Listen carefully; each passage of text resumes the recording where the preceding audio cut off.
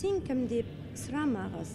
Мин кыр карабы ерләүче. Рәмзия Хабибуллина үз һөнәренең матурлыгын башкарган хезмәтнең кирәклеген тасвирлау өчен шигырь иҗат иткән. Орча районы Мәмсә авылыннан комбайнчы ул. Бүген кирашлыкка тула.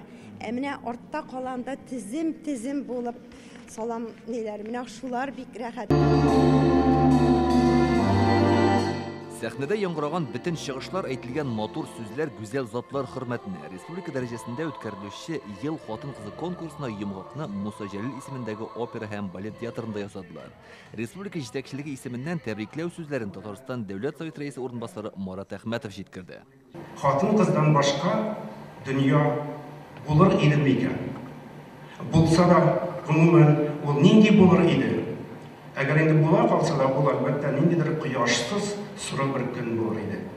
Һәм мин шуңа күрә менә үзегезгә без бүген һәм һәр даим әйтергә тырышабыз, җанымның яртысы дип.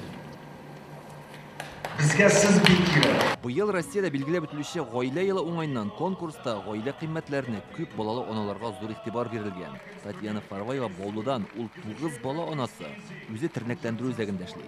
Это большая семья. Безнең гаилә бик зур һәм тату, балалар бер-берсенә ярдәм итәләр. Минем ирем өйләнешкәндә безнең ким дигәндә 5 бала булыр дип әйткән иде.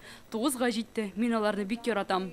Татарстан дәүләт киңәшчесе Минтимер Шәймиев конкурстагы гүзәл затларга видео элемтә аша мөрәҗәгать итте. Ул ана дигән бөек төшенчәнең асылы турында сөйли. Biz күп балалы аналарга кадер хөрмәт күрсәтәбез. Аларның фидакар хезмәтен батырлыкка тиңлибез.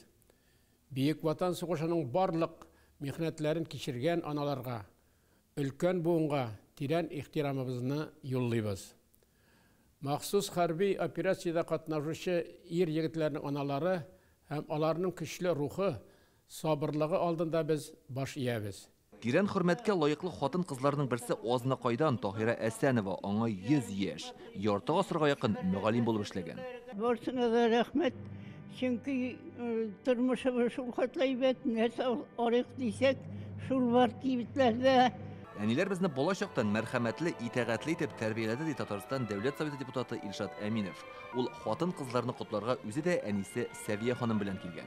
У мужчины одно предназначение в жизни. Бу тормышта ир-атларның бурычы бер, ул да булса янәшәңдәге хатын-кызны бәхетле итү. Сезнең яныгызда һәр чак сезне бәхетле итәрлек кешеләр булсын.